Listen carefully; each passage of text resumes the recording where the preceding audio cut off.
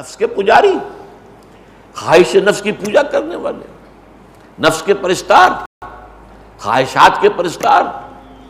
ہاں خواہشات کا تقاضا جائز ہر طریقے سے جتنا ہے پورا کرنا، اس میں کوئی خرابی نہیں۔ اس سے آگے جب بڑھ جائے ناجائز اور حرام میں منہ مارنے لگے انسان، تو گویا کہ اب یہاں پر نفس جو ہے معبود ہو گیا۔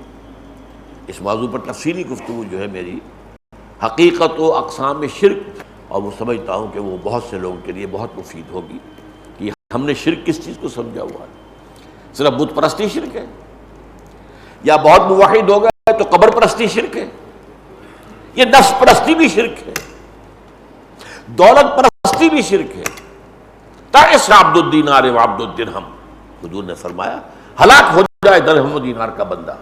نام عبد الرحمن ہے عبد الدینار، دینار آنا چاہیے حلال سے ہو یا حرام سے ہو، تو اب کس کا معبود کون ہے اس کا؟ دینار۔ ہندوؤں نے لکشمی دیوی، وہ سمجھتے ہیں کہ وہ لکشمی دیوی وہ ایسی ہے کہ کسی پر مہربان ہو جائے تو اسے دولت بہت ملتی ہے، تو پوجتے ہیں اس کو دولت کے لیے نا۔ ہم نے کہا اسے ہٹاؤ دیوی کو، ہم خود پوجیں گے براہ راست دولت کو۔ اللہ اللہ خیر چل رہا، فرق کیا؟ تو اس اعتبار سے یہ ہوا جو ہے اس میں فرمایا ارأیت من اتخذ الہہ ہواہ، کیا آپ نے دیکھا اس شخص کو جس نے اپنی خواہش نفس کو اپنا معبود بنا لیا ہے؟ افانت تکون علیہ وکیلا، تو اے نبی کیا آپ ایسے شخص کی ذمہ داری لے سکیں گے؟ یعنی یہ کہ فرض کیجئے کہ وہ قیامت کے دن آپ کے پاس آئے شفاعت کی درخواست لے کر، تو کیا آپ ایسے شخص کی شفاعت کریں گے؟ کیا آپ ایسے شخص کی ذمہ داری قبول کریں گے؟ اور جیسا کہ میں نے بارہا کہا ہے کہ اہم مضامین قرآن مجید میں کم سے کم دو جگہ ضرور آتے ہیں۔ یہ جو نفس کو، اپنی خواہش نفس کو خدا بنا لینا، معبود بنا لینے کا معاملہ ہے، یہ پھر سورہ جاسیہ میں بھی آیا ہے۔ افرأیت، یہاں فا کے اضافے سے، افرأیت من اتخذ الہہ ہواہ واضلہ اللہ علی علم، یہ اور سخت ہو گئی، بہت سخت ہو گئی۔ کیا دیکھا آپ نے اس شخص کو کہ جس نے اپنی خواہش نفس کو اپنا معبود بنایا اور اللہ نے اسے گمراہ کر دیا ہے اس کے علم کے باوجود؟ عالم تو بہت بڑا ہے لیکن نفس کا پجاری ہے۔ علم سے مقصود دولت دنیا ہے، یا علم کے ذریعے سے امراء کی ہم نشینی اختیار کرنا، قرب اختیار کرنا، ان سے فائدے اٹھانا؟ اگر علم کا یہ مقصد ہے تو یہ تو در حقیقت علم کے باوجود گمراہ ہو جانے کی بات ہے۔ بڑے بڑے احبار اور رہبان موجود تھے یہودیوں میں، ایمان نہیں لائے حضور پر۔ کیوں؟ حالانکہ قرآن گواہی دیتا ہے کہ یعرفونہ کما یعرفون ابناءہم، ایسے پہچانتے ہیں حضور کو جیسے اپنے بیٹوں کو، لیکن نہیں مانا۔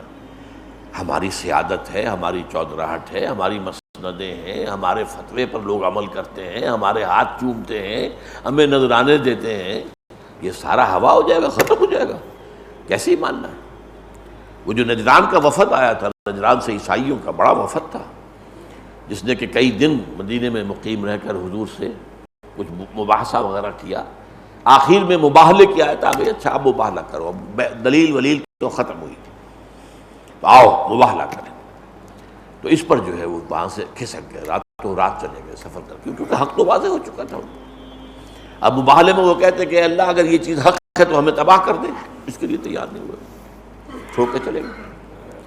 انہی میں سے یہ واقعہ ہے، دو بھائی تھے وہ، ایک بھائی کی سواری نے، گھوڑا ہے یا اونٹ جو بھی ہے، اس نے ٹھوکر کھائی، تو اس نے کہا تعس العبد، ہلاک ہو جائے وہ دور والا۔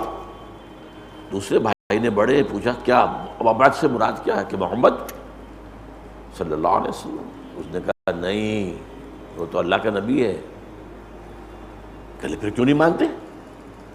کہنے لگے دیکھو ہمیں ہرقل نے جو شہنشاہ روم ہے اس نے ہمیں بہت سی مراعات دے رکھی، ہمیں بہت سے فائدے ہیں ان کی وجہ سے، وہ اگر ہم ایمان لے آئیں اس پر سب چلے جائیں گے ہمارے ہاتھ سے، اس لیے ایمان تو ہم نہیں لائیں گے، لیکن یہ کہ میں جانتا ہوں کہ وہ اللہ کے نبی ہیں۔ تو یہ علم ہے، اور علم کے باوجود گمراہی ہے، اس لیے کہ یہاں خواہش نفس معبود ہے، اپنے مفادات معبود ہے، اپنی حیثیت، اپنا مقام، اپنا مرتبہ، اپنی وجاہت، اپنا اقتدار، یہ آڑے آ رہا ہے حق کے قبول